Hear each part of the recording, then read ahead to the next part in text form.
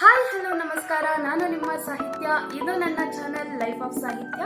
ಇವತ್ತಿನ ಡೈಲಿ ಬ್ಲಾಗಲ್ಲಿ ಬೆಳಗ್ಗೆಯಿಂದ ಏನೆಲ್ಲ ಆಯಿತು ಅಂತ ನೋಡ್ಕೊಂಡ್ಬನ್ನಿ.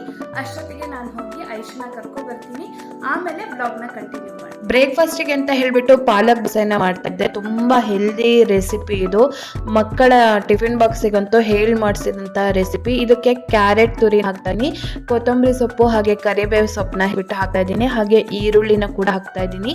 ನನ್ನ ಎಲ್ಲ ರೆಸಿಪಿಗೂ ಜಾಸ್ತಿ ತರಕಾರಿ ಇದ್ದೇ ಇರುತ್ತೆ. ಇವಾಗ ಮೇಯ್ನು ಪಾಲಕ್ ಪೇಸ್ಟ್ನ ಹಾಕ್ತಾ ಇದ್ದೀನಿ. ಇದ್ಯಾವ ಥರ ಮಾಡೋದು ಅಂತಂದರೆ, ಪಾಲಕ್ ಸೊಪ್ಪನ್ನ ಚೆನ್ನಾಗಿ ತೊಳೆದ್ಬಿಟ್ಟು ನೀರಲ್ಲಿ ಒಂದು 2 ನಿಮಿಷ ಬೇಯಿಸ್ಕೊಳ್ಳಿ ಸಾಕು.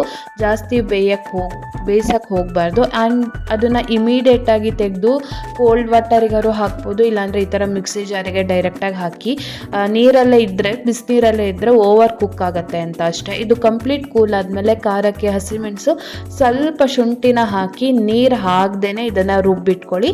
ನಾನು ಹಿಂದಿನ ದಿನಾನೇ ಪ್ರಿಪೇರ್ ಮಾಡಿ ಇಡ್ತೀನಿ. ಇದನ್ನು ರುಬ್ಬಿ ಫ್ರಿಜ್ಜಲ್ಲಿ ಇಟ್ಬಿಟ್ರೆ ಆಯಿತು. ಬೆಳಗ್ಗೆ ಎಲ್ಲರೂ ಬೇಗ ಎದ್ದು ಮಿಕ್ಸಿ ಹಾಕ್ಕೊಂಡು ಎಲ್ಲರಿಗೂ ಡಿಸ್ಟರ್ಬ್ ಮಾಡೋದು ಬೇಡ ಅಂತ ಹೇಳಿ ಹಿಂದಿನ ದಿನಾನೇ ಪ್ರಿಪೇರ್ ಮಾಡಿ ಇಟ್ಕೊಂಡೆ.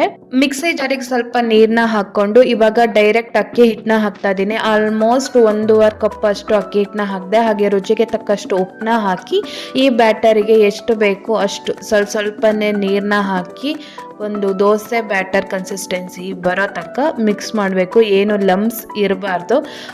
ಇದೇನು ಗೊತ್ತಾ, ತುಂಬ ತೆಳು ದೋಸೆ ಮಾಡೋಕ್ಕಾಗಲ್ಲ, ಸ್ವಲ್ಪ ದಪ್ಪ ದೋಸೆನೆ, ಸೆಟ್ ದೋಸೆ ಥರನೇ ಮಾಡಬೇಕು ಈ ದೋಸೆನ. ಇಷ್ಟು ಕನ್ಸಿಸ್ಟೆನ್ಸಿಲಿ ಈ ದೋಸೆ ಬ್ಯಾಟರ್ ರೆಡಿ ಮಾಡಿಕೊಂಡ್ರೆ ಸಾಕಾಗತ್ತೆ. ಇದನ್ನು ಸೆಟ್ ದೋಸೆ ಥರ ಮಾಡಬೇಕು.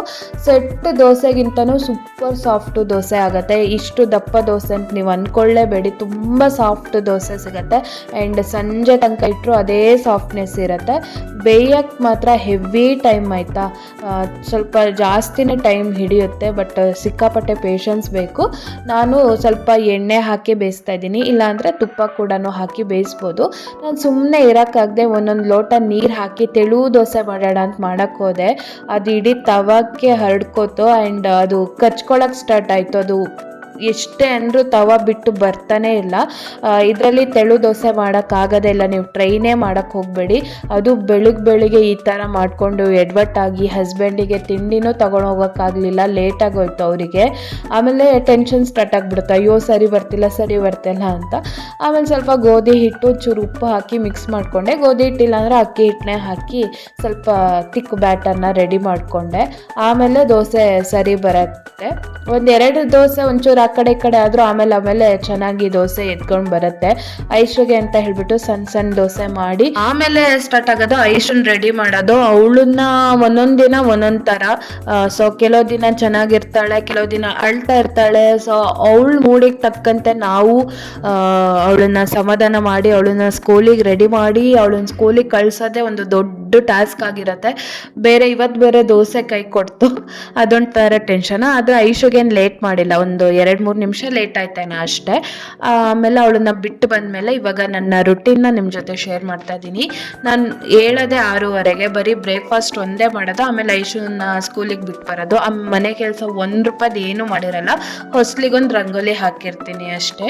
ಐಶುನ್ ಬಿಟ್ಟು ಬರೋಷ್ಟೊತ್ತಿಗೆ ಹಸು ಸ್ಟಾರ್ಟ್ ಆಗಿರುತ್ತೆ. ಎಲ್ಲ 1-2 ಲೋಟ ನೀರು ಕುಡ್ದಿರ್ತೀನಿ ಅಷ್ಟೇ. ಹಾಗಾಗಿ ಬಿಗ್ ಬಾಸ್ ನೋಡ್ತಾ ತಿಂಡಿ ತಿನ್ನೋಣ ಅಂತ ಹೇಳ್ಬಿಟ್ಟು ಇವತ್ತು ಬಿಗ್ ಬಾಸ್ ನೋಡ್ತಾ ತಿಂಡಿ ತಿಂತಾ ಇದ್ದೆ. ಇಮಿಡಿಯೇಟ್ ಮನೆ ಕೆಲಸ ಮಾಡ್ಕೋತೀನಿ, ಯಾಕೆಂದರೆ ಆಮೇಲೆ ಐಶನ್ ಕರ್ಕೊಂಬರೋದ್ರೊಳಗೆ ನಾನು ಮನೆ ಕೆಲಸ ಆಗಿರ್ಬೇಕು. ಅವಳು ಬಂದ ಮೇಲೆ ಮಾಡ್ತಾ ಕೂತ್ಕೊಳ್ಳೋದು ಸರಿಯಲ್ಲ ಅಂತ ಹೇಳ್ಬಿಟ್ಟು ಮನೆ ಕೆಲಸ ಸ್ಟಾರ್ಟ್ ಮಾಡ್ತೀನಿ. ಇವಾಗ ಓಪನ್ ಕಿಚನ್ ಆಗಿರೋದ್ರಿಂದ TV ಆರಾಮಾಗಿ ನೋಡ್ತಾನು ನನ್ನ ಕೆಲಸ ಮಾಡ್ಕೋಬೋದು.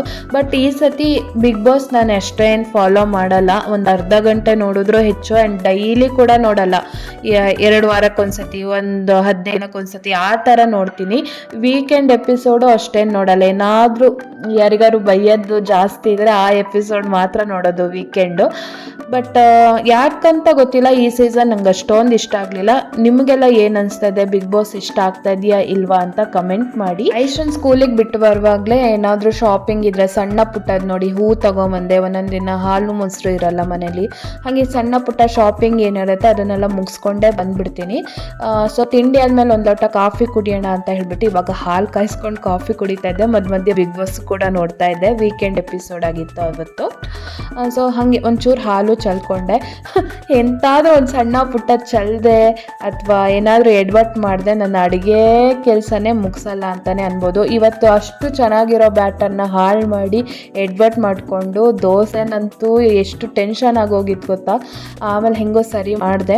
ಇವಾಗ ಮಧ್ಯಾಹ್ನಕ್ಕೆ ಕೂಡ ಅಡುಗೆನ ಪ್ರಿಪೇರ್ ಮಾಡಿ ಇಡ್ತಾ ಇದ್ದೀನಿ. ಹುಣಸೆ ಹಣ್ಣು ನೆನೆಸಿಡ್ತಾ ಇದ್ದೀನಿ, ಬಿಸಿಬೇಳೆ ಬಾತ್ ಮಾಡೋಣ ಅಂತ ಅಂದ್ಬಿಟ್ಟು. ಯಾಕೆಂದರೆ ಹಿಂದಿನ ದಿನ ನೈಟ್ ಮಾಡಿದ ಅನ್ನ ಉಳಿದಿತ್ತು. ನನಗೆ ತಂಗ್ಳನ್ನ ತಿನ್ನೋಕ್ಕೆ ಇಷ್ಟ ಇಲ್ಲ. ಮಧ್ಯಾಹ್ನ ಮಾಡಿರೋ ಅನ್ನ ಉಳಿದ್ರೆ ರಾತ್ರಿ ತಿನ್ನೋಕ್ಕೂ ನನಗೇನೋ ಇಷ್ಟ ಇಲ್ಲ. ಬಿಸಿ ಬಿಸಿ ಅನ್ನನೇ ಇರಬೇಕು ಅಂತ ಆಸೆ. ಹಾಗಾಗಿ ನಾನು ಏನು ಮಾಡ್ತೀನಿ, ಕಿಚಡಿ ಮಾಡ್ತೀನಿ, ಇಲ್ಲ ಚಿತ್ರಾನ್ನ ಮಾಡ್ತೀನಿ, ಇಲ್ಲಾಂದರೆ ಈ ಥರ ಬಿಸಿಬೇಳೆ ಬಾತ್ ಏನಾದರೂ ಮಾಡಿಕೊಂಡು ತಿಂದ್ಬಿಡ್ತೀನಿ. ನನ್ನ ಹಸ್ಬೆಂಡ್ ಇದ್ದರೆ ಅವ್ರು ತಿಂತಾರೆ, ಇಲ್ಲ ನನ್ನ ತಮ್ಮ ತಿಂತಾನೆ. ಅವ್ನು ಯಾವಾಗಲೂ ತಣ್ಣಗಿರೋ ಅನ್ನ ಇಟ್ಟಿರೋ ಅಕ್ಕ ಅಂತ ಹೇಳ್ತಾ ಇರ್ತಾನೆ. ಬಟ್ ನನಗಂತೂ ಒಂಚೂರು ಇಷ್ಟ ಇಲ್ಲ. ಹಾಗಾಗಿ ನಾನು ಒಬ್ಬಳೇ ಇದ್ದೆ ಇವತ್ತು. ಹಾಗಾಗಿ ಬಿಸಿಬೇಳೆ ಬಾತೇ ಮಾಡೋಣ ಅಂತ ಹೇಳ್ಬಿಟ್ಟು ಎಲ್ಲ ರೆಡಿ ಮಾಡಿ ಇಟ್ಕೊಂಡೆ. ಇವಾಗ ಹಾಲು ಕೂಡ ಕಾದಿತ್ತಾ, ಕಾಫಿ ಮಾಡಿಕೊಂಡು ಕುಡಿದ್ರೆ ಬೆಸ್ಟ್ ಬ್ರೇಕ್ಫಾಸ್ಟ್ ಮಾಡ್ದಂಗೆ ಅನಿಸುತ್ತೆ. ಯಾರಿಗೆಲ್ಲ ಕಾಫಿ ಇಷ್ಟ ಅಂತ ಕಮೆಂಟ್ ಮಾಡಿ. ನನಗಂತೂ ತಿಂಡಿ ಆದಮೇಲೆ ಕಾಫಿ ಕುಡಿಯೋಕ್ಕೆ ಸಿಕ್ಕಾಪಟ್ಟೆ ಇಷ್ಟ. ಅದರಲ್ಲಿ ಬ್ರೂ ಕಾಫಿ ಅಂತೂ ನನಗೆ ಥರ ಇಷ್ಟ, ಜಾಸ್ತಿ ಇಷ್ಟನೇ ಫಿಲ್ಟರ್ ಕಾಫಿಗಿಂತನೂ. ಇವಾಗ ಕಾಫಿ ಕುಡ್ದಾಯಿತು, ಅಗೇನ್ ಮನೆ ಕೆಲಸ ಮಾಡ್ಕೋಬೇಕು. ಅದಕ್ಕಿಂತ ಮುಂಚೆ ಹೇರ್ ಕೇರ್ ಮಾಡ್ಕೊಳ್ಳೋಣ ಅಂತ ಏನಿಲ್ಲ, ಹೇರ್ ಆಯಿಲ್ನ ಅಪ್ಲೈ ಮಾಡ್ತಾಯಿದ್ದೆ. ಯಾಕೆಂದರೆ ತುಂಬ ರಫ್ ಅಂತ ಅನಿಸ್ತಿತ್ತು, ಆಮೇಲೆ ತಲೆ ಭಾರ ಅಂತ ಅನಿಸ್ತಿತ್ತು. ಹಾಗಾಗಿ ಸ್ವಲ್ಪ ತಲೆಗೆ ಎಣ್ಣೆ ಹಚ್ಕೊಂಡು ಮತ್ತೆ ಗುಡಿಸಿ ಒರೆಸ್ಕೊಂಡ್ರೆ ಆಯಿತು. ಒಂದು ಹೊಸ ಹೇರ್ ಆಯಿಲ್ನ ಟ್ರೈ ಮಾಡೋಣ ಅಂತ ಅಂದ್ಕೊಂಡಿದ್ದೀನಿ. ನೆಕ್ಸ್ಟ್ ವಿಡಿಯೋದಲ್ಲಿ ನಿಮ್ಮ ಜೊತೆ ಶೇರ್ ಮಾಡ್ತೀನಿ ಯಾವ ಹೇರ್ ಆಯಿಲ್ನ ನಾನು ಟ್ರೈ ಮಾಡಬೇಕು ಅಂತ ಅಂದ್ಕೊಂಡಿದ್ದೀನಿ ಅಂತ. ಏನೋ ಭಾರಿ ಬೆಸ್ಟ್ ರಿಸಲ್ಟ್ ಸಿಗುತ್ತೆ ಹಾಗೆ ಹೀಗೆ ಅಂತ ನೋಡ್ತಾ ಇದ್ದೆ. ಹಾಗಾಗಿ ಟ್ರೈ ಮಾಡಬೇಕು ಅಂತ ಎಲ್ಲ ತರಿಸಿಟ್ಕೊಂಡಿದ್ದೀನಿ. ನೆಕ್ಸ್ಟ್ ವಿಡಿಯೋ ಅದೇ ಆಗಿರುತ್ತೆ ಮೋಸ್ಟ್ಲಿ. ನನ್ನ ವಿಡಿಯೋ ನಿಮಗೆ ಬೋರ್ ಆಗ್ತಾ ಇದೆಯಾ ಅಥವಾ ಇಂಟ್ರೆಸ್ಟಿಂಗ್ ಅಂತ ಅನಿಸ್ತಾ ಇದೆಯಾ ಅಥವಾ ಏನು ಅನಿಸ್ತಾ ಇದೆ ಅಂತ ಕಮೆಂಟ್ ಮಾಡಿ. ಏನಾದರೂ ಒಂದು. ಇವಾಗ ನನ್ನ ಇಡೀ ಮನೆ ಕೆಲಸ ಎಲ್ಲ ಆಗಿ ಫ್ರೆಶ್ ಅಪ್ ಆಗಿ ಬಂದೆ. ಆಲ್ಮೋಸ್ಟ್ ಒಂದು 11:30 ಆಗಿತ್ತು. 12:30ಗೆ ಹೋಗಬೇಕು ಯಶನ್ ಕರ್ಕೊಬರೋಕ್ಕೆ. ಅಷ್ಟೊತ್ತಿಗೆ ಬಿಸಿಬೇಳೆ ಬಾತ್ ರೆಡಿ ಮಾಡಿಡೋಣ ಅಂತ. ತರಕಾರಿನೆಲ್ಲ ಏನು ಸ್ವಲ್ಪ ಖಾಲಿ ಆಗಿತ್ತು, ನೋಡ್ಕೊಂಡೇ ಇಲ್ಲ. ಹಾಗಾಗಿ ನಮ್ಮ ಬ್ಲಿಂಕಿಟ್ ಇರುತ್ತಲ್ವ, 10 ನಿಮಿಷಕ್ಕೆ ತಂದು ಕೊಡ್ತಾರೆ. ಹಾಗಾಗಿ ಬ್ಲಿಂಕಿಟಲ್ಲಿ ಆರ್ಡ್ರ್ ಮಾಡಿದ್ದೆ. ಇವಾಗ ಬಿಸಿಬೇಳೆ ಬಾತಿಗೆಲ್ಲ ರೆಡಿ ಮಾಡಿ ಇಟ್ಕೊಂಡು ಮಾಡೋಕ್ಕೆ ಸ್ಟಾರ್ಟ್ ಮಾಡಿದೆ. ಫುಲ್ಲು ಡೀಟೇಲ್ ಬ್ಲಾಗ್ನ ಅಥವಾ ಡೀಟೇಲ್ ರೆಸಿಪಿನ ನಿಮ್ಮ ಜೊತೆ ಶೇರ್ ಮಾಡ್ತಾಯಿಲ್ಲ. ಯಾಕೆಂದರೆ ನಾನು ಯೂಸ್ ಮಾಡ್ತಾ ಇರೋದೇ MTR ಬಿಸಿಬೇಳೆ ಬಾತ್ ಪೌಡರು. ಹಾಗಾಗಿ ಅದನ್ನೇನು ಸ್ಪೆಷಲ್ ತೋರಿಸೋದು ಅಂತ ಹೇಳಿಬಿಟ್ಟು ಸುಮ್ಮನೆ ನಾನು ಬಿಸಿಬೇಳೆ ಬಾತ್ ಮಾಡ್ತಾ ಇದ್ದೀನಿ ಅಂತ ಕ್ಲಿಪ್ಪಿಂಗ್ನ ಶೇರ್ ಮಾಡ್ತಾ ಇದ್ದೆ ಅಷ್ಟೇ. ನೆಕ್ಸ್ಟ್ ಟೈಮ್ ಯಾವಾಗಲಾದ್ರು ನಾನೇ ಬಿಸಿಬೇಳೆ ಬಾತ್ ಪೌಡರ್ನ ಮಾಡ್ತೀನಲ್ವ, ಆವಾಗ ವಿಡಿಯೋನ ಶೇರ್ ಮಾಡ್ತೀನಿ. ನಂಗೆ ತುಂಬ ಕಡಿಮೆ ನಾನು ರೆಡಿಮೇಡ್ ಪೌಡರ್ನ ತರಿಸ್ಕೊಳ್ಳೋದು, ನಾನೇ ಮನೇಲಿ ಮಾಡ್ಕೊಳ್ಳೋದೇ ಹೆಚ್ಚು. ನಂಗೆ ಅದೇ ಇಷ್ಟ. ಆಮೇಲೆ ಇವಾಗ ಪಾತ್ರೆ ಕೆಲಸ ಒಂದು ಬಾಕಿ ಇದೆ.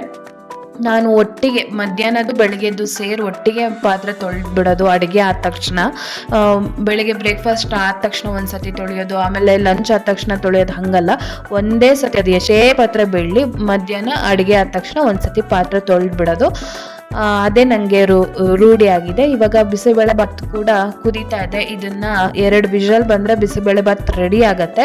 ಆ ವಿಷಲ್ ಬರೋ ಟೈಮಲ್ಲಿ ನಾನು ಪಾತ್ರೆ ತೊಳೆದಿಟ್ಕೊಂಬಿಡ್ತೀನಿ. ಈ ಕಡೆ ಅಡುಗೆನೂ ಆಗುತ್ತೆ, ಪಾತ್ರೆ ತೊಳೆದು ಆಗುತ್ತೆ. ಆಮೇಲೆ ಇನ್ನೂ ಒಂದು ಅರ್ಧ ಗಂಟೆ ಟೈಮ್ ಇತ್ತು. ಹಾಗಾಗಿ ರೇಷನ್ ಎಲ್ಲ ತಗೊಂಬಂದು ಇಟ್ಟಿದ್ದೆ ಹಿಂದಿನ ದಿನ, ಅದನ್ನು ಜೋಡಿಸಿಟ್ಕೊಳ್ಳೋಣ ಅಂತ. ಇದಕ್ಕೂ ಅಷ್ಟೇ, ನಾನು ಅಷ್ಟು ಮಲಗ್ದಾಗಲೇ ಯಾವಾಗಲೂ ರೇಷನ್ ಜೋಡಿಸಿಟ್ಕೊಳ್ಳೋದು. ಇಲ್ಲಾಂದರೆ ಅಮ್ಮ ನಾನು ಬೇಳೆ ತುಂಬಿಸ್ತೀನಿ, ಅಮ್ಮ ಅದು ಕೊಡು, ಅಮ್ಮ ಇದು ಕೊಡು, ನಾನು ಬಾಕ್ಸಿಗೆ ತುಂಬಿಸ್ತೀನಿ, ಹಾಗೆ ಹಿಂಗೆ ಚೊರೆ ಮಾಡಿ ಒಂದಷ್ಟು ಚೆಲ್ಲಿ ನನ್ನ ಹತ್ರ ಬೈಸ್ಕೊಂಡು ಹೊಡ್ಸ್ಕೊಂಡು ಆ ಥರದ್ದೆಲ್ಲ ದೊಡ್ಡ ಸೀನ್ಗಳಾಗತ್ತೆ. ಇವಾಗ ಹೆಂಗೂ ಸ್ಕೂಲಿಗೆ ಹೋಗಿದ್ದಾಳಲ್ಲ, ಆರಾಮಾಗಿ ಇದನ್ನ ಲೆಕ್ಕಾಚಾರ ಎಲ್ಲ ಮಾಡಿ ಬಾಕ್ಸ್ಗೆಲ್ಲ ತುಂಬಿಸಿ ಆಮೇಲೆ 12:30ಗೆ ಅವಳನ್ನ ಕರ್ಕೊಂಬಂದೆ.